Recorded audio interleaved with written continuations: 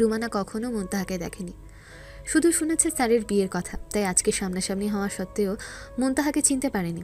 রুমানা বেশ লজ্জা পাচ্ছে, কারণ আজকে অনেকদিন পর মাহতাবের সাথে তার দেখা হয়েছে। তাছাড়া কার বাসায় এসেছে তাও স্যার তাকে বলেনি, সেজন্য একটু অস্বস্তি হচ্ছে তার। মাহতাব এতক্ষণ ধরে মুনতাহার হাবভাব বোঝার চেষ্টা করছিল। অতপর হালকা কেশে মুনতাহার আম্মুকে বলে, আন্টি, আপনাদেরকে বলেছিলাম না যে আমি বিয়ে করছি? এই সেই পাত্রী। ও হচ্ছে রুমানা, আগে আমার অ্যাসিস্ট্যান্ট ছিল। মাহতাবের কথা শুনে মুনতাহার কোনো হেলদোল নেই, মনে হচ্ছে সে কথাগুলোই শুনতে পায়নি। সে একভাবে টিভির দিকে তাকিয়ে আছে। মুনতাহার আম্মু রুমানার দিকে এবার ভালোভাবে তাকালেন। দেখতে মোটামুটি বেশ ভালোই আছে, সাথে যথেষ্ট স্মার্ট, কিন্তু বয়সটা একটু বেশি মনে হচ্ছে। যাই হোক, ভদ্রমহিলা কিছু বুঝতে না দিতে মাহতাবকে বলে, বাবা, তুমি বসো। রোমানাকে নিয়ে আমি একটু নাস্তা নিয়ে আসি তোমাদের জন্য, কেমন? মাহতাব সেই তখন থেকে একভাবে মুনতাহার দিকে তাকিয়ে আছে, কিন্তু ওকে কিছুই বলছে না। ওনার কথার প্রেক্ষিতে মুনতাহার দিক থেকে চোখ সরিয়ে ওনাকে থামিয়ে দিয়ে বলে, না আন্টি, এসব কোনো কিছুর দরকার নেই। এরপর তো আর এখানে আর কখনো আসা হবে না। তাই ভাবলাম আপনাকে একটু আমার হবু বউকে দেখিয়ে নিয়ে আসি। সেজন্যই এত তাড়াহুড়ো করে এখানে আসা। আমরা এখনই চলে যাব, আমাদের দুজনের কিছু জরুরি কাজ আছে আজকে। তাই আর দেরি করব না। আন্টি, এখন উঠব। বলে মুনতাহার দিকে তাকালো। মুনতাহা এমনভাবে টিভির দিকে তাকিয়ে আছে যেন এখানে ও বাদে আর অন্য কেউ নেই। এদিকে মাহতাবের রুমানাকে বউ বলার কারণে রুমানা একেবারে লজ্জায় লাল হয়ে গেছে, আর মনে মনে বলছে, যাক, এতদিনে আমার মনের আশা পূরণ হচ্ছে। বলে মনে মনে হাসি দিল। মুনতাহার আম্মু মাহতাবকে বলে,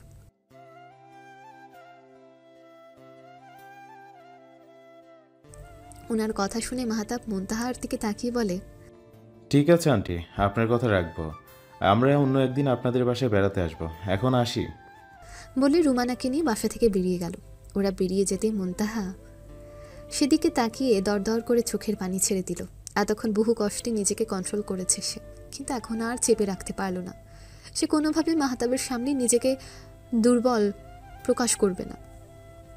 যা কিছুই হোক না কেন, মাহতাব তার স্বামী, এতদিন দুজনে একসাথে থেকেছে, একসাথে নানান মুহূর্ত কাটিয়েছে তারা। কিন্তু এখন যখন নিজের প্রিয় মানুষটি তারই বাড়িতে এসে, তারই চোখের সামনে নিজের প্রেমিকাকে নিয়ে এসে হবু বউ হিসেবে পরিচয় করিয়ে দেয়, তখন শুধু মুনতাহা কেন, পৃথিবীর কোনো মেয়ে এই দৃশ্য সহ্য করতে পারবে না। মুনতাহা চোখ বন্ধ করে চোখের পানি ছেড়ে দিয়ে বলে, উকিল সাহেব, আজকে আপনি আমাকে এত বড় আঘাতটা না দিলেও পারতেন। এমনিতেই আপনার করা আঘাতে মনে হচ্ছে আমার কলিজা ছিদ্র হয়ে গেছে, আর তার উপর আজকে আবার নিজের প্রেমিকা প্লাস হবু বউকে আমার সামনে নিয়ে এসে নতুন করে যে আঘাতটা আপনি করে গেলেন, তাতে মনে হচ্ছে আমার কলিজাটা একেবারে অকেজো হয়ে গেছে। উকিল সাহেব, শখের মানুষগুলো, প্রিয় মানুষগুলো বুঝি এইভাবেই ভালোবাসার প্রতিদান দেয়, তাই না উকিল সাহেব? আমি তো নিজের ইচ্ছা আপনাদের দুজনের মাঝখান থেকে সরে এসেছি, যাতে করে আপনারা সুখে শান্তিতে থাকতে পারেন। কারো কাছে আপনার সম্পর্কে অভিযোগ করিনি। তারপরও আপনি ইচ্ছে করে কিভাবে আমাকে এত বড় আঘাতটা করতে পারলেন? নিজের প্রেমিকা নিয়ে এতটা খুশি আছেন, সেটা দেখানোর জন্য তাকে নিয়ে সোজা আমার সামনে চলে আসলেন উকিল সাহেব। আপনি হয়তো জানেন না উকিল সাহেব, কিছু কিছু খুশির মুহূর্ত সবাইকে দেখাতে নেই। সবার যে সেই মুহূর্তগুলো সহ্য করার ক্ষমতা থাকে না। হুট করে আপনি কেমন অচেনা হয়ে গেলেন। শুধু মনে হচ্ছে গত 6 মাস ধরে আমি যে উকিল সাহেবকে চিনতাম, আপনি সে নন। যাই হোক, আমি চাই আপনি আপনার প্রিয় মানুষটাকে নিয়ে ভালো থাকুন, সুখে থাকুন। আমি না হয় দূর থেকে আপনার ভালো থাকাটা মন ভরে দেখব। বলে চোখ মুছে হেঁটে নিজের রুমে চলে গেল। মুনতাহার আম্মু মেয়ের যাওয়ার দিকে তাকিয়ে দীর্ঘশ্বাস ফেলে তিনিও রান্নাঘরের দিকে চলে গেলেন। এদিকে মাহতাব ওদের বাসা থেকে বেরিয়ে গাড়ির সামনে এসে ফোনটা হাতে নিয়ে রুমানাকে বলে, রুমানা, কোর্ট থেকে এইমাত্র নাহিদ আমাকে কনফার্ম করেছে যে ওখানে নাকি কি একটা ঝামেলা হয়েছে। এখনই ইমার্জেন্সি আমাকে সেখানে পৌঁছাতে হবে। তাই আজকে আর তোমাকে নিয়ে কোথাও যাওয়া হচ্ছে না। তুমি বরং একটা ট্যাক্সি নিয়ে বাসায় চলে যাও, ওকে? বলে সাথে সাথে নিজে গাড়ি নিয়ে চলে গেল। রুমানা বেচারি কত খুশি হয়েছিল, ভেবেছিল হয়তো মাহতাব আজকে সারাদিন তাকে নিয়ে ঘোরাঘুরি করবে, দুজনে মিলে বেশ রোমান্টিক একটা সময় পার করবে। কিন্তু মাহতাব তার ভাবনার মাঝে পানি ছেলে দিয়ে মিথ্যে বলে এখান থেকে কেটে পড়েছে। রুমানা ভেবেছে হয়তো মাহতাব সত্যি কথাই বলেছে, কারণ মাহতাবের সাথে যেহেতু আগে কাজ করেছে তাই তার কাজের সম্বন্ধে তার ধারণা আছে বেশ ভালোই, তাই ব্যাপারটা নিয়ে বেশি আর ভাবল না। অগত্যা মন খারাপ করে একটা ট্যাক্সি নিয়ে বাসার উদ্দেশ্যে রওনা দিল। আসলে তখন মাহতাব ইচ্ছে করে রুমানাকে মিথ্যে বলেছে, ওকে নিয়ে কোথাও যাওয়ার বিন্দু মাত্র ইচ্ছে নেই তার। সে তো শুধু মুনতাহাকে জ্বালানোর জন্য এই আপদটাকে সাথে করে এখানে নিয়ে এসেছে। এখন তার কাজ শেষ, ব্যাস সে নিজের মতন চলে গেছে। সকালে ঘটনার পর মুনতাহার রুম থেকে শুধু একবার বের হয়েছিল, তাও দুপুরের খাবার খাওয়ার সময়। তারপর আবার রুমে চলে গেছে। মুনতাহার আম্মু মেয়ের মনের অবস্থা বুঝতে পেরে ওর বান্ধবী শর্মিকে কল করে ওনাদের বাসায় আসতে বলল। শর্মি মামা বাড়ি গিয়েছিল বেড়াতে, আজকে দুপুর 12টার দিকে বাসায় এসে পৌঁছেছে। কিন্তু বান্ধবীর এমন অবস্থার কথা শুনে নিজেকে আর আটকাতে পারল না। কোনো রকমভাবে খাওয়াটা শেষ করে ওদের বাসার উদ্দেশ্যে রওনা দিল। প্রায় 15 মিনিট পর শর্মি এসে মুনতাহার বাসায় পৌঁছালো। আস্তে আস্তে প্রায় 4টা বেজে গেছে এখন। শর্মি ও রামুর সাথে টুকটাক কথা বলে এরপর মুনতাহার রুমে চলে গেল। মুনতাহা চোখ বন্ধ করে আছে। শর্মি একবার ডাকতে মুনতাহা ঠাস করে চোখ খুলে ফেলল। এতদিন পর বান্ধবীকে চোখের সামনে দেখতে পেয়ে আবেগ আপ্লুত হয়ে শোয়া থেকে উঠে লাফ দিয়ে বান্ধবীকে গিয়ে জড়িয়ে ধরল। শর্মিও 2 হাতে বান্ধবীকে জড়িয়ে ধরে। কিছুক্ষণ পর মুনতাহা শর্মিকে ছেড়ে দিয়ে বলে, শয়তান, সকালে যখন তোর সাথে কথা হলো তখন তো বললি না যে আজকে এখানে আসবি? শর্মি হেসে উত্তর দিয়ে বলে, যদি আগে থেকেই তোকে আমি আসার কথা বলেই দিতাম তাহলে কি তোকে এইভাবেই সারপ্রাইজ দিতে পারতাম বল? যাই হোক, এখন যখন এখানে এসেই পড়েছি, চল আজকেই 2 বান্ধবী মিলেই ঘুরে আসি। আমাদের পুরনো স্কুলের কাছে পার্কটাতে মেলা বসেছে, চল ওইখানেই যাই আজকে। মুনতাহার ঘরে বসে বোরিং লাগছিল, তাই এখন যদি একটু বাইরে যাই তাহলে কিছুক্ষণের জন্য হলেও মনটা হালকা হবে ভেবে সেও রাজি হয়ে গেল। এরপর বেশ কিছুক্ষণ পর 2 বান্ধবী তৈরি হয়ে বাসা থেকে বেরিয়ে গেল। আজকে মুনতাহা ইচ্ছে করে বোরকা পরেনি। হাঁটু অবধি লম্বা চুলগুলো বেনি করে পেছনের দিকে রেখে মাথায় ওড়না দিয়ে রেখেছে। ওরা বাসা থেকে কিছু দূর যেতে কেউ একজন ওদেরকে দেখে হাতে ফোনটা নিয়ে কাউকে কল দিয়ে ওদের যাওয়ার ব্যাপারটা জানিয়ে দিল। কিছুক্ষণের মধ্যে ওরা মেলার কাছে পৌঁছে গেল। মুনতাহার বাসা থেকে মেলা বেশি দূরে নয়, তাই পৌঁছাতে বেশি সময় লাগেনি। মেলায় পৌঁছাতে অনেক মানুষ মুনতাহার দিকে আর ওর চুলের দিকে বারবার তাকাচ্ছে। এত সুন্দর একটা মেয়ে, তার সাথে হাঁটু অবধি এত বড় লম্বা চুল, সেজন্যই একসাথে সবার নজর কেড়েছে। মানুষজন এভাবে ওর দিকে তাকিয়ে আছে দেখে মুনতাহার বেশ অস্বস্তি লাগছে। তখন রাগ করে বোরকা না পরে কী যে চরম ভুল করেছে এবার সেটা হাড়ে হাড়ে টের পাচ্ছে। তারপরে বেশ কিছুক্ষণ দুজন মিলে মেলায় ঘোরাঘুরি করলো। কিছুক্ষণ যেতেই ওরা বুঝতে পারলো কিছু ছেলে ওদের পিছু নিয়েছে। দুজনে সেটা টের পেয়ে মনে মনে কিছুটা ভয় পেল, কারণ আজকাল চারপাশে কিছু হিংস্র পশু ছড়িয়ে আছে যারা মেয়েদেরকে একা পেলে সুযোগ বুঝে তাদের উপর ঝাঁপিয়ে পড়ে। মুনতাহার শর্মি একে অপরের দিকে চাওয়াচাবি করলো। কোনো উপায় না পেয়ে মানুষের ভিড়ের মাঝে রইল আরও বেশ কিছুক্ষণ। এদিকে আসর পেরিয়ে মাগরিবের আজানের সময় হয়ে আসছে প্রায়। যদি রাত হয়ে যায় তাহলে এই হিংস্র পশুগুলোর থেকে পালিয়ে কিভাবে বাড়ি ফিরবে সেটা ভাবতে ওদের মাথা খারাপ হয়ে আসছে। মুনতাহা কোনো উপায় না পেয়ে ওর ভাইকে কল দিল, কিন্তু আসিফ সকালে জরুরি কাজে শহরের বাইরে গিয়েছে, আসতে এখন অনেক সময় লাগবে, তাই ফোন রেখে ওর আব্বুর ফোনে কল দিল। ওর আব্বুকে বললে উনি একটা সেফ জায়গায় দাঁড়িয়ে ওনার জন্য অপেক্ষা করতে বললেন। উনি যত তাড়াতাড়ি সম্ভব আসছে ওদেরকে নিতে। ওরা দুজন মেলার মধ্যে একটা দোকানের পাশে দাঁড়ালো। ওই ছেলেগুলো ওদের আশেপাশে ঘুরছে বারবার। সেগুলো দেখে ওদের আরও গলা শুকিয়ে আসছে। দুজনে মনে মনে আল্লাহকে ডাকছে কোনো রকম যেন আজকে তিনি ওদেরকে বাঁচিয়ে দেন। ওদের এত ভয়ের মধ্যে ওই ছেলেগুলোর মধ্য থেকে একটা ছেলে এসে মুনতাহার সামনে দাঁড়িয়ে একটা বিশ্রী হাসি দিয়ে বলল, মামুনি, বাসায় একা একা যেতে বুঝি ভয় লাগছে? কোনো ভয় নেই, আমাদের সাথে চলো, একেবারে নিশ্চিন্তে তোমাকে বাসায় পৌঁছে দেব। বলে মুনতাহার হাত ধরতে যেতে সাথে সাথে কারোর হাতের শক্তপোক্ত ঘুষি পড়ল ছেলেটার নাকের উপর। সাথে সাথে ছেলেটার নাক ফেটে রক্ত বেরিয়ে এলো। শর্মি আর মুনতাহা অবাক হয়ে তাকিয়ে আছে মাহতাবের উপর। শর্মি এর আগে কখনো মাহতাবকে দেখেনি, তাই সে চিনতেও পারেনি। সে ভয় ভুলে গিয়ে কনুই দিয়ে মুনতাহার পেটে গুঁতো দিয়ে বলে, দেখ দোস্ত, ওই লোকটা কিভাবে হিরোর মতন এসে এক ঘষিতেই ছেলেটার নাকটা ফাটিয়ে দিল। আহ, দেখতে একেবারে হিরোর মতোই, সালমান খানের মতোই। বয়সটা একটু বেশি হলেও সৌন্দর্য আর বডি ফিটনেসের কারণে সেটা বোঝার কোনো উপায়ই নেই, বরং তাতে আরও সুন্দর লাগছে ওনাকে। ইস, আমি তো দোস্ত ক্রাশ খাইছি ওনার উপর। শর্মির কোনো কথাই মুনতাহার কানে ঢুকছে না এখন। সে তো মাহতাবকে এখানে দেখিয়ে অবাক। উনি এ সময় এখানে কি করছেন? হবু বউকে নিয়ে ঘুরতে এসেছে নাকি অন্য কাজে এসেছে এখানে, ও সেটাই বুঝতে পারছে না। মাহতাব গিয়ে ছেলেটার গলার ধরে জিজ্ঞেস করে, মেয়েদেরকে দেখলেই তোদের শরীরে কারেন্ট চলে আসে তাই না? মেয়েদেরকে বাসায় পৌঁছে দেওয়ার খুব শখ তোদের। দাঁড়া, তোকে সোজা হসপিটালে পৌঁছানোর ব্যবস্থা করছি আমি। বলে ওর গোপনাঙ্গে জোরে একটা লাথি মারলো। সাথে সাথে ছেলেটা জোরে একটা চিৎকার মারলো। মাহতাব গিয়ে ওর বুকের উপর পাড়া দিয়ে বলে, মেয়েদেরকে দেখলে যেখানে তোর হাই ভোল্টেজ কারেন্ট চলে আসে সেখানে আপাতত কিছুদিনের জন্য লোডশেডিংয়ের ব্যবস্থা করে দিচ্ছি। যা, এবার জেলে গিয়ে জামাই আদর খা। বলে বুকের উপর জোরে একটা লাথি মেরে তারপর পুলিশকে কল করলো। ওর সাথের ছেলেগুলো ভয়ে আরও আগেই পালিয়েছে এখান থেকে, তাই এই বেচারার উপর দিয়ে সব ঝড় বয়ে গেছে। কিছুক্ষণের মধ্যে পুলিশ এসে ছেলেটাকে নিয়ে গেল। আশেপাশের লোকজন সবাই তাকিয়ে দেখছে, কিন্তু কেউ কিছু বলেনি, কারণ এরা এই বকাটা ছেলেগুলোকে বেশ ভালোভাবেই চেনে। মেয়েদেরকে উত্ত্যক্ত করাই এদের কাজ। ভালো শিক্ষা হয়েছে আজকে বলে যে যার কাজে ব্যস্ত হয়ে গেল। এদিকে শর্মী মাহতাবের উপর ক্রাশ খেয়ে তাকিয়ে থাকলেও মুনতাহা ভয়ে কাচুমাচু করছে। না জানি এতগুলো মানুষের সামনে আবার কি বলে বসে। মাহতাব হেঁটে এসে রেগে জোরে মুনতাহার হাতটা ধরে শর্মীকে পিছনে পিছনে আসতে বলে মুনতাহাকে টানতে টানতে গাড়ির সামনে এনে দাঁড় করালো। মুনতাহা মাহতাবের কাছ থেকে ছাড়া পাওয়ার জন্য বেশ ছোটাছুটি করতে লাগলো। শর্মী অবাক চোখে ওদের দিকে তাকাতে তাকাতে হেঁটে ওদের পেছন পেছন গাড়ির কাছে এসে দাঁড়ালো। মাহতাব রেগে মুনতাহার গালে জোরে একটা থাপ্পড় মেরে বলে, তোকে বলেছিলাম না যে কোনো সময় বোরকা ছাড়া বাইরে বের হবি না? সেটা তোর কানে যায়নি? আর তুই কোন সাহসে এই অসময়ে বাসা থেকে বের হয়ে এইরকম একটা জায়গায় আসলি বল আমাকে?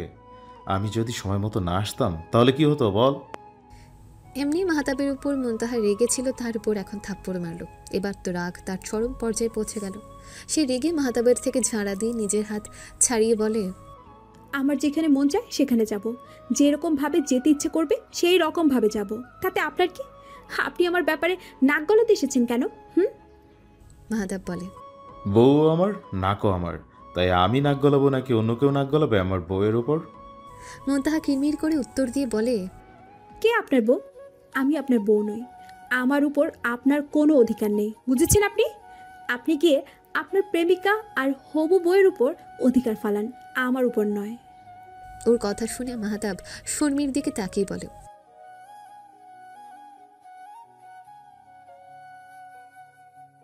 বলে ইশারায় ওকে অন্যদিকে ফিরতে বলল। শর্মীও দেরি না করে তাড়াতাড়ি করে অন্যদিকে ফিরল। শর্মী ওদিক ফিরতেই মাহতাব চারপাশে একবার ভালো করে তাকিয়ে আচমকা মুনতাহার ঠোঁটের উপর ঠাস করে একটা চুমু দিয়ে সাথে সাথে দূরে সরে গেল। তারপর মুনতাহাকে বলে, এই 6 মাসের ভিতর আমার অধিকার 1% এখন ফলেছি। বেশি কথা বলে বাসায় জোর করে ধরে নিয়ে গিয়ে বাসরটাও করে ফেলবো বলে দিলাম। তাই লাফালাফি কম করো কেমন? আর কি যেন বললে? তোমার উপর আমার কোনো অধিকার নেই? তাহলে কান খুলে শোনো, তোমার সাথে আমার এখনও ডিভোর্স হয়নি। ইসলামিকভাবে বলো, কাগজ কলমে বলো, সব দিক থেকে এখনও তুমি আমার বৈধ স্ত্রী, অন্য কেউ না। তাই আমি তোমার সাথে যা ইচ্ছা তাই করতে পারি। তাই বেশি বাড়াবাড়ি না করে বান্ধবীকে তাড়াতাড়ি গাড়িতে ওঠো। বলে নিজে গিয়ে ড্রাইভিং সিটে বসে পড়ল। এদিকে ওদের কথাবার্তা শুনে শর্মীর লজ্জে মুড়ি মুড়ি অবস্থা হয়ে গেছে। শর্মী ওদের দুজনের কথাবার্তা শুনে বেশ বুঝতে পেরেছে যে ভুল লোকের উপর ক্রাশ খেয়ে বসে আছে।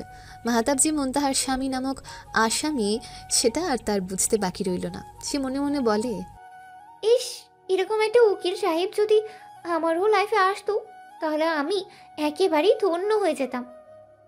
এদিকে মুনতাহা মাহতাবের কথা না শুনে রেগে একেবারে ঠাঁই জায়গায় দাঁড়িয়ে রইল। এক পাও এদিক ওদিক নড়ল না, আর মাহতাবের কথার কোনো জবাবও দিল না। মাহতাব বেশ ভালোই বুঝতে পারছে যে মুনতাহা কিছুতেই তার গাড়িতে উঠবে না, তাই শেষবারের মতো আরেকবার মুনতাহাকে গাড়িতে উঠতে বলল। কিন্তু এবার মুনতাহার রেগে মাহতাবকে উত্তর দিয়ে বসল, আমি কেন আপনার গাড়িতে উঠতে যাব? কিছুতে আমি আমার বান্ধবী কেউই আপনার গাড়িতে উঠবো না। দরকার হলে আজকে সারা রাত এখানে দাঁড়িয়ে থাকবো, তাও আপনার সাথে কোথাও যাব না। আপনি গিয়ে বরং আপনার প্রেমিকাকে নিয়ে রাতের বেলা লং ড্রাইভে গিয়ে বেশি করে ঘনিষ্ঠ সময় কাটান, তাতে আপনার কাছের কাজ হবে, বুঝলেন?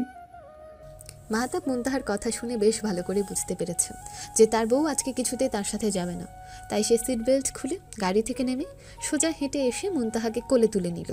মাহতাব মুনতাহাকে কোলে নেওয়ার কারণে মুনতাহা কোল থেকে নামার জন্য জোরে জোরে হাত পা ছুটতে লাগলো। কিন্তু তাতেও যখন মাহতাব ওকে ছাড়ছে না, সেজন্য রেগে জোরে মাহতাবের গালে কামড় মারল। মুনতাহার তো রাগের বসে মাথায় নিয়ে যে সে কোথায় কামড় দিয়েছে। এদিকে মাহাতাব আচমকে এত জোরে কামড় দেওয়ায় বেশ ব্যথা পেল। তারপরও কিছু না বলে ওকে এনে সামনের সিটে বসিয়ে দরজাটা লক করে দিল। মুনতাহা কেঁদে কেঁদে বলল, আমি কিছুতেই আপনার সাথে যাব না। আমাকে আপনার গাড়ি থেকে নামিয়ে দিন। আপনি গিয়ে আপনার প্রেমিকাকে, মানে যে আপনার ভবিষ্যৎ বউ, তার সাথে গিয়ে সময় কাটান। তাকে চুমু দিন, তাকে জড়িয়ে ধরে তার বুকে মাথা রেখে শুয়ে থাকুন। আমাদের আপনার সাহায্যের কোনো প্রয়োজন নেই, বুঝতে পেরেছেন? মুনতাহার কথা শুনে শর্মি মুখ টিপে হেসে গাড়ির পেছনের সিটে উঠে বসল। তার বান্ধবীর যে স্বামীর জন্য কষ্টে বুকটা ফেটে যাচ্ছে সেটা বেশ ভালোই বুঝতে পেরেছে। তাই আপাতত ওদের দুজনের মধ্যে আর ও কোনো কথা বলল না। মাহাতাব সিটে বসে সিট বেল্টটা লাগিয়ে মুনতাহার কানের কাছে এসে ফিসফিস করে বলে, বাহ, আমার বর্তমান বউ তো দেখছি আমার ভবিষ্যৎ বউয়ের ওপর খুব জেলাস। কিন্তু বউ, তুমি তো আর আমাকে ভালোবাসো না, তাহলে আমি কাকে চুমু দিলাম, কার সাথে বাসর করলাম, তাতে তোমার এত জ্বলছে কেন বউ? তুমি তো দেখছি আমার বিয়ের আগেই আমার হবু বউয়ের উপর হিংসে জ্বলে পড়ে ছারকার হচ্ছ। এখন তো দেখছি তোমার অভিশাপে আমার হবু বউয়ের ডায়রিয়া শুরু হয়ে যাবে। ইস, কিন্তু আমি তার হবু স্বামী হয়ে কিভাবে তার ক্ষতি চাইতে পারি? আমি বেশ ভালোভাবে বুঝতে পেরেছি।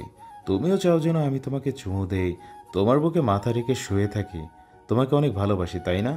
সেজন্যই তো তখন তুমি আমার গালে কামড় দিয়ে আমাকে ইশারা করলে। আমি বেশ ভালো বুঝতে পেরেছি ব্যাপারটা।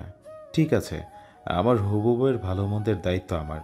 তাই আমার হবু বউকে তোমার অভিশাপ থেকে বাঁচাতে বরং আজকের রাতটা তোমার সাথেই কাটাবো। কেমন? তুমি নিশ্চিন্তে থেকো। বলে মুচকে হাসি দিয়ে গাড়ি স্টার্ট দিল।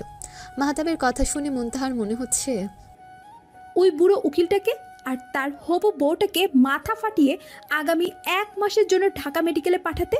ফালতু লোক কোথাকার।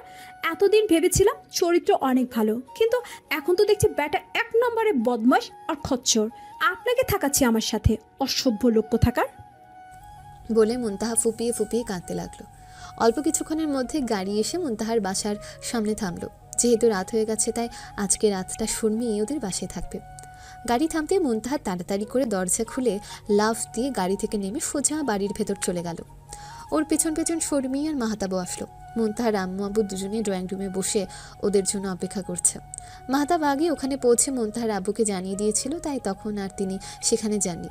যেখানে জামাই আছে সেখানে তিনি গিয়ে কি কাবাবের হাড্ডি হবে নাকি, তাই উনি আর বাসা থেকে বের হয়নি। মুনতাহা এসে বাবার সামনে দাঁড়িয়ে রেগে জিজ্ঞেস করে, তখন তোমাকে আমাদেরকে ওখান থেকে আনতে যাওয়ার জন্য কল করেছিলাম, কিন্তু তুমি আসছি বলে আর কেন গেলে না বলো? আরেকটু হলে কত বড় বিপদ হতো সেটা তুমি জানো? মুনতাহার আব্বু উত্তর দিয়ে বলে, জামাই ওখানে পৌঁছে আমাকে কল করেছিল, তাই তো আর আমি ওখানে যাইনি। তখন যেখানে মাহতাব আছে সেখানে আমার যাওয়ার কোনো প্রয়োজন নেই, সেই জন্য আমি বাসা থেকে আর বের হইনি। বলে মাহাতাবকে চোখের ইশারায় কিছু একটা দেখিয়ে তাড়াতাড়ি করে উপরে চলে গেল। মুনতাহা বাবার কথা শুনে পুরো অবাক। যেখানে তার সাথে উকিল সাহেবের ডিভোর্স হয়ে যাবে সেখানে তার কথা তুলতে এত বড় বিপদে বাবা সেখানে না গিয়ে বাড়িতে বসে রইল। ওর ভাবনার মাঝে মাহাতাব সুযোগ বুঝে সোজা ওর রুমে চলে গেল। তারপর ওর বিছানার উপর সোজা হয়ে শুয়ে পড়ল। ওর আম্মু তেমন কিছু বলল না, তিনি শর্মিকে নিয়ে গেস্ট রুমে চলে গেলেন ওর থাকার ব্যবস্থা করে দিতে। মুনতাহা মাহাতাবকে ওর রুমে যেতে দেখে এক দৌড়ে রুমে চলে আসলো। এসে দেখে মাহাতাব সোজা হয়ে চোখ বন্ধ করে ওর বিছানার উপর শুয়ে আছে। মুনতাহা মাহাতাবের মাথার কাছে দাঁড়িয়ে দাঁত কিরমির করে বলে, অসভ্য বুড়ো বদমাইশ লোক, আপনি আমার রুমে এসেছেন কেন? চলে যান আমার রুম থেকে এক্ষুনি। আমি কোনোভাবেই আপনার সাথে এক রুমে থাকবো না, বলে দিলাম। আপনি যদি এখন এই মুহূর্তে আমার রুম থেকে বের না হন তাহলে আমি কিন্তু চিৎকার করা শুরু করব। তখন কিন্তু আপনারই মান সম্মান যাবে, বলে দিলাম। মাহাতাব মুনতাহার কথা শুনে বিছানা থেকে উঠে দাঁড়ালো। তারপর প্যান্টের পকেট থেকে কিছুটা বের করে দরজার দিকে হাঁটা দিল। মুনতাহা ভেবেছে মাহাতাব ওর রুম থেকে এক্ষুনি চলে যাবে, তাই সে উপরের দিকে তাকিয়ে স্বস্তির নিঃশ্বাস ফেলতে দরজা বন্ধের শব্দে চমকে সামনের দিকে তাকালো। মাহাতাবকে দরজা বন্ধ করে তালা দিতে দেখে মুনতাহার চোখ কপালে উঠে গেল। বদমাইশ লোক, তালা মারলো কেন? তার মানে কি উনি আজকে এখানেই থাকবেন? ভেবে ওর মেজাজ আরও খারাপ হয়ে গেল। ও হেঁটে দরজার কাছে গিয়ে মাহাতাবকে বলে, আপনি কোন সাহসে আমার রুমের দরজায় তালা দিলেন বলুন? আমি কোনোভাবেই কিন্তু আপনার সাথে এক রুমে থাকবো না। যদি আপনি আমার সাথে বাড়াবাড়ি করেন তাহলে দেখবেন আমি আপনাকে কি করি। মাহাতাব একটা শয়তানি হাসি দিয়ে চাবিটা উপরে তুলে মুনতাহাকে বলে, এই যে চাবি আমার হাতে, তোমার যদি ক্ষমতা থাকে তাহলে তুমি দরজা খুলে চলে যাও, আমি তোমাকে একবারের জন্য বাধা দেব না। বলে চাবি নিয়ে সোজা ওয়াশরুমে চলে গেল ফ্রেশ হওয়ার জন্য। মুনতাহা ওর যাওয়ার দিকে তাকিয়ে বলে, আপনি আমাকে চেনেন না উকিল সাহেব, এমন ব্যবস্থা করব আপনি নিজেই এই রুম থেকে চলে যেতে বাধ্য হবেন। বলে টেবিল থেকে পানির জগটা নিয়ে এক জগ পানি সব পুরো বিছানার উপর ঢেলে দিল। তারপর ওয়াশরুমের দিকে তাকিয়ে একটা হাসি দিয়ে বলে, এইবার দেখব উকিল সাহেব আপনি কি করে এই রুমে থাকেন। বলে সে তাড়াতাড়ি করে তার রুমের সিঙ্গল সোফাটাতে গিয়ে শুয়ে পড়ল। কিছুক্ষণ পর মাহাতাব ওয়াশরুম থেকে বের হয়ে দেখল মুনতাহা সোফার উপর শুয়ে আছে। ও হেঁটে মুনতাহার কাছে গিয়ে বলে, এত বড় বিছানা থাকতে তুমি এই সোফায় এসে শুয়ে পড়েছো কেন? মাহাতাবের কথা শুনে মুনতাহা বলে, আমার যেখানে মন চায় সেখানে শুবো, দরকার পড়লে ওয়াশরুমে গিয়ে ঘুমাবো, তাও আপনার সাথে এক বিছানে থাকবো না। আপনি গিয়ে একা একা বিছানায় শুয়ে পড়ুন, আমি আজ এই সোফায় ঘুমাবো। বলে চোখ বন্ধ করে উল্টো দিকে ফিরে শুয়ে পড়ল। মাহাতাব আর কিছু বলল না। বেশ ক্লান্ত লাগছে তার, তাই হেঁটে বিছানার কাছে গিয়ে চশমাটা খুলে লাইট বন্ধ করে শুয়ে পড়ল। বিছানায় শুতে কেমন জানি সব কিছু ভেজা ভেজা অনুভব হলো তার, তাই উঠে মোবাইলের লাইট জ্বালালো। লাইট জ্বালাতেই দেখে সারা বিছানা ভিজে একেবারে চুপচুপে হয়ে আছে। মাহাতাবের আর বুঝতে বাকি রইল না যে তার বউ তাকে রুম থেকে তাড়াতেই মহান কাজটা করেছে। এরপর কিছু একটা ভেবে সোফার দিকে তাকিয়ে একটা মুচকি হাসি দিল। এদিকে মুনতাহা কান খাড়া করে আছে কখন উকিল সাহেব দরজা খুলে বেরিয়ে যাবেন, কিন্তু ওর মনের সেই আশা আর পূরণ হলো না। মাহাতাব বিছানা থেকে নেমে সোফার কাছে এসে সোজা মুনতাহাকে কোলে তুলে বুকের সাথে মিশিয়ে নিজে সোফার উপর শুয়ে পড়ল। এরপর এক হাতে মুনতাহার মুখ চেপে ধরে বলে, আর একটা কথা বললে কিন্তু বেশ জোরাজোরি করে বাসরটা কিন্তু এখনই সেরে ফেলবো। এখন তুমি ভেবে দেখো, শান্তিতে ঘুমাতে চাও নাকি আমার সাথে আজকে বাসর করতে চাও? আমি কিন্তু দুটোতেই রাজি। বলে মুনতাহাকে চোখ টিপ মারল। এদিকে মুনতাহার ভয় কোনো কথা বলার সাহস পেল না। সে আর কোনো উপায় না পেয়ে মাহাতাবের বুকে চুপচাপ শুয়ে রইল। সেটা দেখে মাহাতাব ওর মাথায় আর কপালে দুটো চুমু দিয়ে সে নিজেও চোখ বন্ধ করল। ওই রাতের পর কেটে গেছে আরও 2 সপ্তাহ। মাহাতাবের সাথে কয়দিনে মুনতাহার আর কোনো যোগাযোগ হয়নি। পরদিন খুব ভোরে মুনতাহার ঘুম ভাঙার আগে মাহাতাব চলে গিয়েছিল ওদের বাড়ি থেকে। এরপর ইচ্ছে করে আর মুনতাহার সাথে কোনো যোগাযোগ করেনি। আগামী পরশুদিন ওদের ডিভোর্সের তারিখ। মুনতাহার পরিবার মুনতাহাকে বোঝানোর জন্য অনেক চেষ্টা করেছে, কিন্তু সে তার নিজের সিদ্ধান্তে অটল। তাই আর কোনো উপায় না পেয়ে শেষ পর্যন্ত ডিভোর্সের জন্য সব কিছু রেডি করা হচ্ছে। এখন রাত প্রায় 12টা। মুনতাহা নিজের রুমের বেলকনির কাছে দাঁড়িয়ে অন্ধকার আকাশের দিকে এক মনে তাকিয়েছে আর ভাবছে, ভাগ্য আমার সাথে এক নিষ্ঠুর খেলা খেলতেছে। প্রথমত ওর বয়সের চেয়ে দ্বিগুণ বয়সের একটা মানুষের সাথে বিয়ে হলো, তারপর আল্লাহর সিদ্ধান্ত মেনে নিয়ে যখন মানুষটার সাথে মানিয়ে নিলাম, তারপর আস্তে আস্তে তাকে ভালোবেসে ফেললাম। ঠিক সেই সময় একটা দমকা হাওয়া এসে আমার জীবনটা পুরো তছনছ করে দিল। যা হয় ভালোর জন্যই হয়, তাই তো সব কিছু মেনে নিয়েছি। তাই বলে সব ভালো কি আমার সাথেই হতে হলো? যে পুরুষ মানুষটা বিয়ের প্রথম দিন থেকে আগলে রেখেছে, সব সময় আমার ভালো মন্দর খেয়াল রেখেছে, আমার সব কিছুর উপর বাজ পাখির মতো নজর রেখেছে, সেই মানুষটা কিনা গোপনে অন্য নারীতে মজেছে। বলে নিজের জীবনের উপর তাচ্ছিলের হাসি হাসল। এরপর বেশ কিছুক্ষণ শূন্য আকাশের দিকে এক মনে তাকিয়ে রইল। হঠাৎ করে ফোনের শব্দে ওর ধ্যান ভেঙে গেল। এত রাতে কে কল করলো ভেবে ওর কপাল কুঁচকে গেল। ও বিরক্তি ভাব নিয়ে বিছানার কাছে এসে ফোনটা হাতে তুলতে দেখে উকিল সাহেব নামটা ঝলঝল করছে। মাহতাবের কল দেখে ওর কলিজাটা কেমন মোচড় দিয়ে উঠল, সাথে কোনো এক অজানা ব্যথায় ওর 2 চোখ পানিতে ভরে গেল। প্রথমবার ফোন কেটে দিয়ে তারপর আবার কল আসলো। এবার আর ফোন রিসিভ না করে থাকতে পারলো না, ফোনটা রিসিভ করলো। মুনতাহা ফোন রিসিভ করে কানে ধরে রেখেছে, কিন্তু কোনো কথা বলছে না। অপরদিকে মাহতাবও ফোন কানের কাছে ধরে রেখেছে, কোনো কথা বলছে না। শুধু ফোনে দুজনের নিঃশ্বাসের শব্দ শোনা যাচ্ছে। ফোনের 2 প্রান্তে দুজন মানুষ বিচ্ছেদের যন্ত্রণায় তাদের কলিজা ছিঁড়ে যাচ্ছে, অথচ কেউ কারো কাছে প্রকাশ করতে পারছে না। একসময় মাহতাব নিজেই নীরবতা ভেঙে মুনতাহাকে বলে, বউ, আজকে শেষবারের মতো আমার সাথে একটু কথা বলো প্লিজ। আজকের পর থেকে মৃত্যুর আগ পর্যন্ত আর কোনোদিন তোমার সাথে আমার কথা বলার জন্য অনুরোধ করব না। শুধু শেষবারের মতো আজকে আমার সাথে একটু কথা বলো প্লিজ। মাহতাবের অনুরোধ শুনে মুনতাহার নিজের চোখের পানি ধরে রাখতে পারল না। সেও বলে, উকিল সাহেব বলুন, আপনি কি বলতে চান, আমি শুনছি। মাহতাব মুনতাহার কথা শুনে দীর্ঘশ্বাস ফেলে বলে, বউ, আমি তোমাকে কখনো ঠকাইনি। এই পৃথিবী যেমন সত্যি, ঠিক তেমনই তোমার প্রতি আমার ভালোবাসাও সত্যি, আর সেটা তুমি খুব শীঘ্রই বুঝতে পারবে। তুমি সত্যিটা ভালোভাবে যাচাই না করে আমাকে ভুল বুঝলে বউ, আমার নামে মিথ্যা অপবাদ দিলে। কে তোমার আর আমার মাঝে ভুল বোঝাবুঝি সৃষ্টি করাচ্ছে আর কিসের জন্য করাচ্ছে সেটা তুমি অতি শীঘ্রই জানতে পারবে। তুমি আমার কাছে বিচ্ছেদ চেয়েছ, কিন্তু আমি চাই না মৃত্যুর আগ পর্যন্ত তোমার আর আমার বিচ্ছেদ হোক। আমি তোমাকে কখনোই ডিভোর্স দেব না, কিন্তু তুমি যেহেতু আমার থেকে মুক্তি চাও, আমি এমনি তোমার কাছ থেকে অনেক দূরে সরে যাব। তুমি চাইলেও কখনো আমাকে ফিরে পাবে না বউ। ভালোবাসা খুব অদ্ভুত বউ, ব্যক্তিত্ব সম্পন্ন আমিটাকেও ব্যক্তিত্বহীন করে ছেড়েছে, তবুও ভালোবাসা মেলেনি। নিজেকে হারিয়ে বুঝেছি আমার ভালোবাসা ছিল একতরফা, তাই তো শত চেষ্টা করেও তোমাকে ধরে রাখতে পারিনি বউ। যাই হোক, আজকের পর আর কখনো আমাদের দুজনের মধ্যে কখনো কথা হবে না। সারা জীবনের জন্য এই আদবুড়ো লোকটা তোমাকে মুক্তি দিয়ে দিল। তবে আজকের পর এই আদবুড়ো উকিল সাহেবকে তোমার খুব মনে পড়বে বউ। তোমার নতুন জীবনের জন্য শুভকামনা রইল। আল্লাহ হাফেজ। বলে ফোনটা কেটে দিল। মুনতাহা কোনো কথা বলার সুযোগই পেল না। মাহতাবের কথাগুলো শুনে ওর ভেতরটা কেমন অস্থির অস্থির লাগছে। কোনো কিছু ভালো লাগছে না, শুধু মনে হচ্ছে উকিল সাহেবের সাথে আর কখনো দেখা হবে না ওর। অনেক দূরে চলে যাবেন উনি। এই যে এতগুলো দিন ওদের দুজনের মধ্যে কথা হয়নি, তাতে মুনতাহার এত কষ্ট হয়নি, কিন্তু আজকে মাহতাবের কথা শুনে ওর মনে হচ্ছে হয়তো সত্যি কোনো ভুল হয়ে গেছে। সারা রাত কেন জানি মুনতাহা দুই চোখের পাতা এক করতে পারেনি। কোনো রকমভাবে আজকে রাতটা কাটিয়েছে। ভোর হতে নুসরাত ছুটে এসেছে ওদের বাড়িতে। এই কদিন নুসরাত আর আসিফ মিলে ওদের সম্পর্ক ঠিক করার জন্য অনেক চেষ্টা করেছে।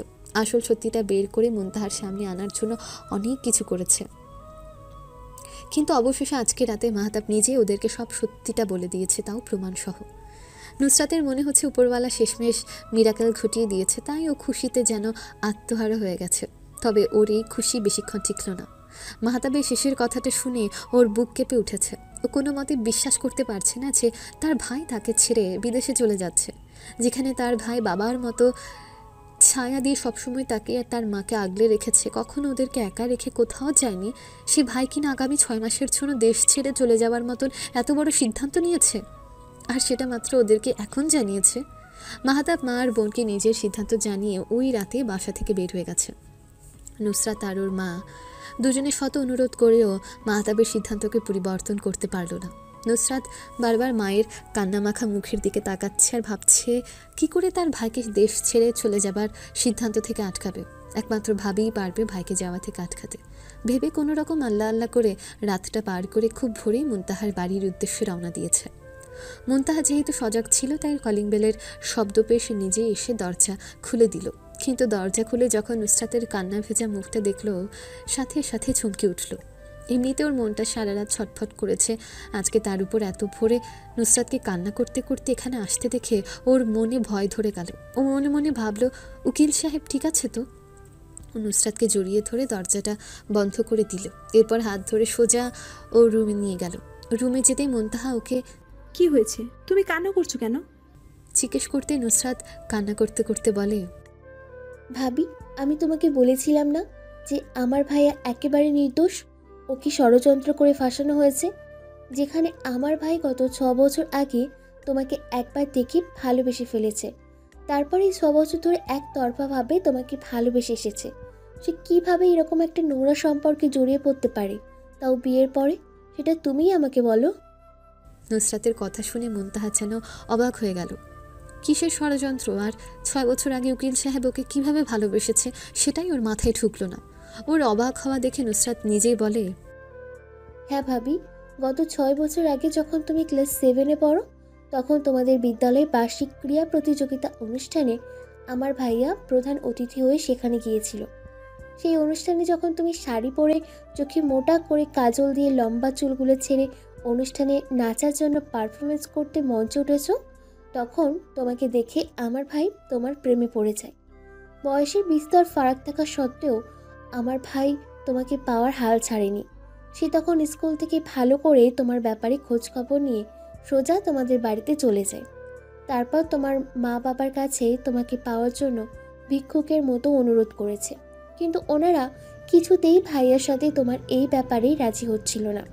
কিন্তু ভাইয়া তোমাকে পাওয়ার জন্য সকল প্রকার শর্তে রাজি ছিল, আর এই সুযোগে তারাও তোমার ইন্টার পাস করা পর্যন্ত অপেক্ষা করতে বলল।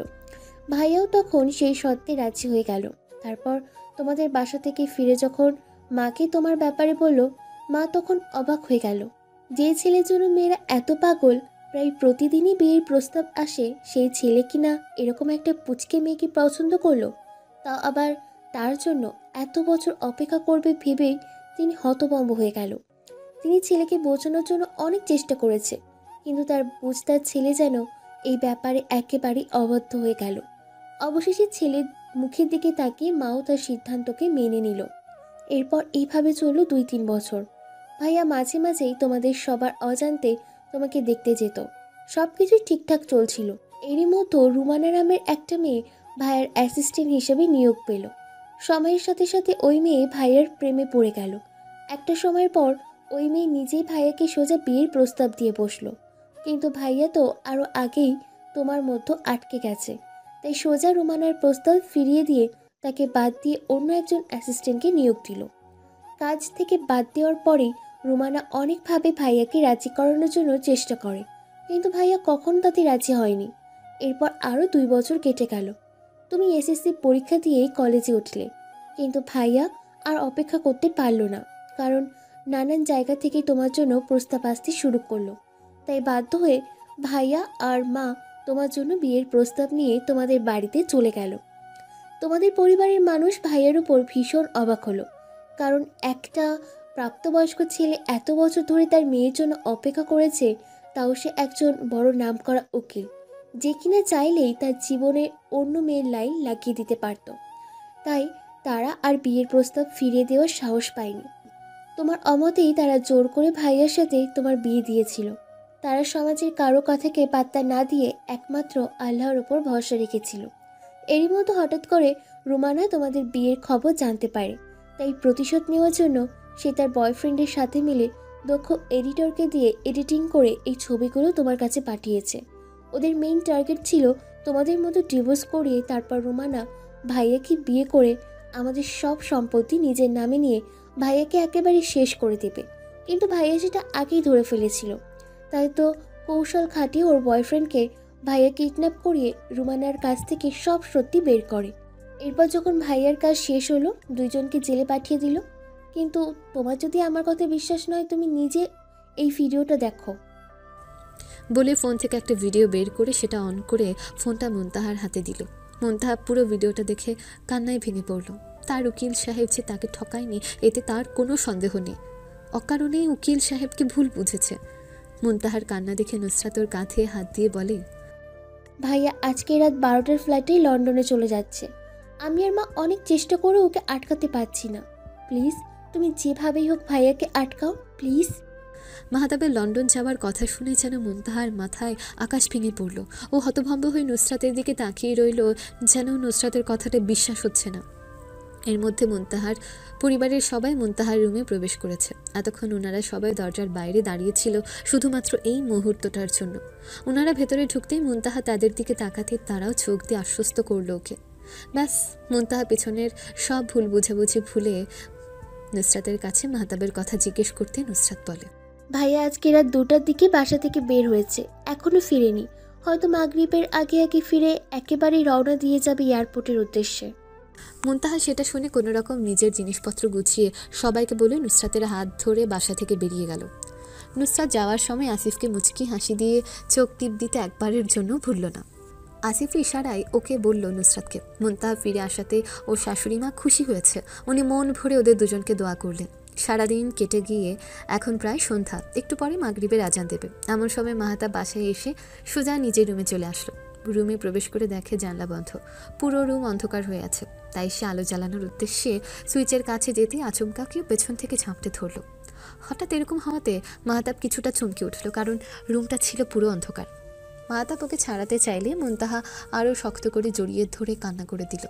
মুনতাহার কান্নার শব্দ পেয়ে মাহতাব মুচকে হাসি দিল, কিন্তু সেটা মুনতাহাকে বুঝতে দিল না। ও জোর করে মুনতাহাকে ছাড়িয়ে দিতে দিতে বলে, ছাড়ো মুনতাহা, আমার দেরি হয়ে যাচ্ছে, আমাকে যেতে হবে।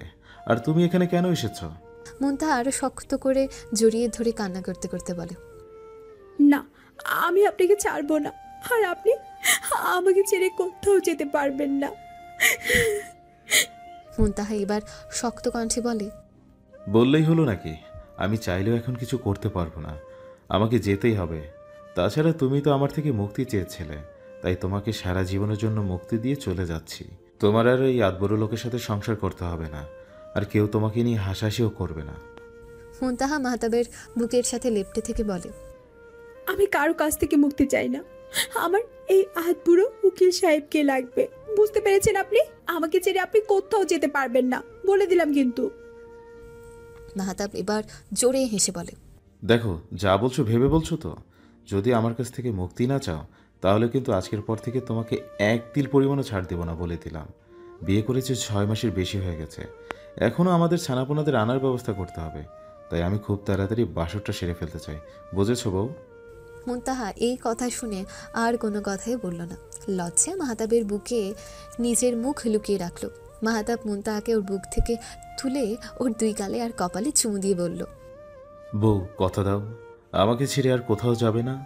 কখনো আমি বাদে অন্য কারো হবে না, কখনো আমি ছাড়া কারো এক হাত কাছেও যাবে না, কখনো আমাকে ছাড়া অন্য কারোর সাথে হাসবে না। মৃত্যুর 1 সেকেন্ড আগেও আমাকে ছেড়ে কোথাও যাবে না। বউ, কথা দাও। দরকার পড়লে মৃত্যুর যন্ত্রণা দিও, তবুও বিচ্ছেদের যন্ত্রণা দিও না বউ, আমি যে সহ্য করতে পারবো না। মুনতাহা মাহতাবের কথা শুনে পা দুটো উঁচু করে দাঁড়িয়ে মাহতাবের কপালে চুমু দিয়ে বলল, আমার এই হাত বুড়ো উকিল সাহেবকে ছেড়ে কোথাও যেতে পারবো না উকিল সাহেব, কারণ আমি যে আপনাকে নিজের অজান্তে ভালোবেসে ফেলেছি। মুনতাহার কথা শুনে মাহতাব শক্ত করে মুনতাহার নিজের বুকের মধ্যে জড়িয়ে ধরল।